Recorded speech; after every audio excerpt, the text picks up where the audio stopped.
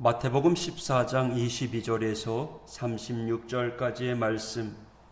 예수께서 즉시 제자들을 재촉하사 자기가 무리를 보내는 동안에 배를 타고 앞서 건너편으로 가게 하시고 무리를 보내신 후에 기도하러 따로 산에 올라가시니라. 저물매 거기 혼자 계시더니 배가 이미 육지에서 술이나 떠나서 바람이 거스름으로 물결로 말미암아 고난을 당하더라. 밤 사경에 예수께서 바다 위로 걸어서 제자들에게 오시니 제자들이 그가 바다 위로 걸어오심을 보고 놀라 유령이라 하며 무서워하여 소리 지르거늘 예수께서 즉시 이르시되 안심하라 나니 두려워하지 말라. 베드로가 대답하여 이르되 주여 만일 주님이시거든 나를 명하사 물 위로 오라 하소서 하니 오라 하시니 베드로가 배에서 내려 물 위로 걸어서 예수께로 가되 바람을 보고 무서워 빠져가는지라 소리질러 이르되 주여 나를 구원하소서 하니 예수께서 즉시 손을 내밀어 그를 붙잡으시며 이르시되 믿음이 적은 자여 왜 의심하였느냐 하시고 배에 함께 오름에 바람이 그치는지라 배에 있는 사람들이 예수께 절하며 이르되 진실로 하나님의 아들이로소이다 하더라. 그들이 건너가 게네사렛 땅에 이르니 그곳 사람들이 예수이신 줄을 알고 그 근방에 두루 통지하여 모든 병든 자를 예수께 데리고 와서 다만 예수의 옷자락에도 손을 대게 하시기를 간구하니 손을 대는 자는 다 나음을 얻으니라. 아멘. 오병이어의 이적으로 무리들이 식사하고 제자들이 남은 것을 거두자마자 예수님께서는 서둘러 제자들을 배로 떠나게 하십니다. 그 이유에 대해서는요 요한복음에 잘 나와 있습니다. 오병이어의 기적을 본 사람들이 억지로 붙들어 임금을 삼으려고 했기 때문이었습니다. 그래서 예수님은 제자들을 재촉하사 즉시 배를 타고 떠나게 하십니다. 제자들은요 좀 더 남아서 사람들로부터 칭송과 흥분을 함께 만끽하고 싶었을 것입니다. 우리 예수님께서 드디어 사역을 확장시키는구나. 그분의 나라가 이 땅에 시작할 준비가 되었다라고 생각했을 것입니다. 그런데 예수님의 나라와 그의 사역은 그런 것이 아니었기에 예수님은 제자들을 즉시 떠나게 하셨습니다. 제자들을 먼저 보내신 후에 예수님은 기도하러 따로 산에 올라가셨습니다. 왕이 된다라고 하는 것은 예수님의 사역을 더 훨씬 효율적으로 할 수 있는 매력적인 유혹이었습니다. 높은 인기 또한 그의 사역을 좀 더 훨씬 쉽게 만들 수 있는 아주 매력적인 유혹이었습니다. 하지만 손쉽고 효율적이라고 하는 것이 반드시 옳은 것은 아니었기에 예수님은 홀로 하나님과 독대하기 위하여 따로 산에 올라가셨습니다. 예수님께서 처음 공생애를 시작하셨을 때 사탄이 시험을 하죠. 모든 권세와 영광을 주겠다라고 하는 유혹을요 말씀으로 물리치셨습니다. 우리에게 매력적인 유혹이 찾아올 때요 우리는 하나님의 말씀으로 이겨야 되고요 하나님과 독대해야 됩니다. 기도해야 됩니다. 하나님 말씀 앞에 그 일을 비추어 확인해 봐야 합니다. 말씀 앞에서 옳지 않다면 어떤 유혹이라도 물리칠 수 있어야 합니다. 이를 위해 하나님과 1:1로 만나는 시간, 기도의 시간, 묵상의 시간이 우리에게는 있어야 할 줄 믿습니다.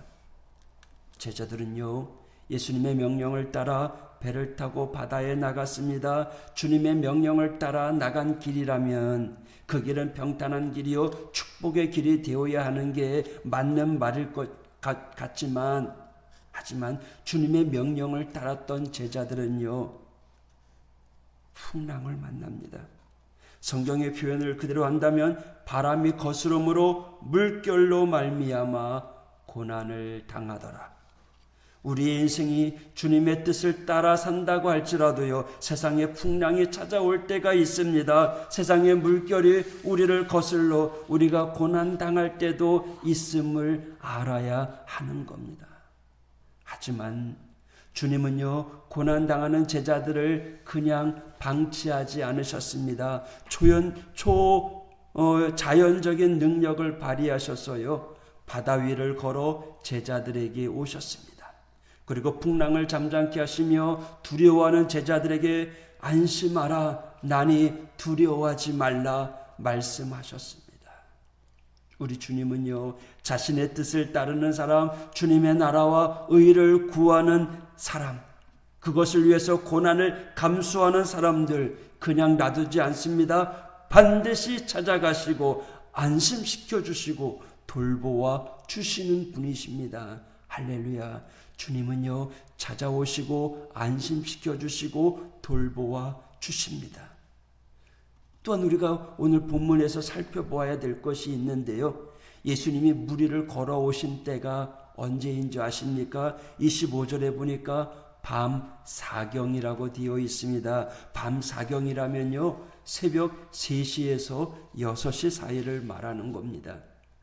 예수님이 제자들을 보내신 때가 언제입니까? 오병이어 기적 이후에 남은 것을 바구니에 담은 그 다음 일이었습니다. 이 말은요, 저녁 식사 후에 제자들이 바로 바다로 나갔다라는 거죠. 그러니까 저녁 식사 후부터 바다에 나가 새벽 3시에서 6시 사이까지 고난을 당하였다는 말이죠. 꽤 오랜 시간입니다. 여러분, 우리가 믿음으로 말미암아 고난을 당하는 것이 생각보다 긴 시간이 될 수도 있다는 말이죠.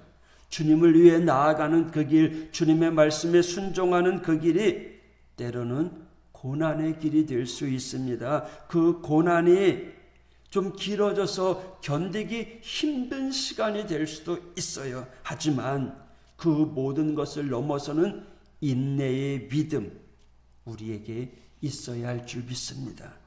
반드시 주님은 그 고난의 현장에 찾아오시고 우리의 문제를 해결해 주시고 하나님께서 반드시 우리를 지켜주실 거라고 하는 믿음을 가지고 흔들리지 아니하고 우리 앞에 놓여져 있는 풍랑을 견디어내야 됩니다. 우리가 풍랑은 어찌할 수 없어요. 풍랑을 이겨내는 겁니다. 그러면 주님이 찾아오셔서 그 풍랑을 잠잠케 해주십니다. 그리고 우리들에게 그렇게 말씀하시죠. 안심하라, 나니 두려워하지 말라. 할렐루야. 어젯밤에 비 많이 왔잖아요. 물론 이게 풍랑이 일 정도는 아니지만 저 제주도나 바닷가 지역에는요, 정말 풍랑이 일 정도로 많은 비가 왔었대요. 우리의 삶 가운데 풍랑과 같은 고난의 길이 찾아온다고 할지라도요, 오늘도 주님을 붙잡고 나아가는 여러분의 삶 가운데 우리 주님 찾아오셔서 안심하라, 내니 두려워하지 말라. 오늘도 우리의 삶의 풍랑을 잔잔케 해주실 그 주님을 바라보면서 끝까지 인내하는 우리 믿음의 성도가 되시기를 주님의 이름으로 축복합니다. 할렐루야. 기도하겠습니다. 하나님 아버지, 감사합니다. 오늘 우리의 삶 가운데 주님 찾아오셔서 안심하라, 나니 두려워하지 말라, 주님 말씀하옵소서. 주님, 우리의 환경 가운데 끝까지 참고 인내하는, 흔들리지 아니하는 믿음의 사람들 모두 되게 하여 주시옵소서. 주님, 동행하여 주시옵소서. 예수님 이름으로 기도했습니다.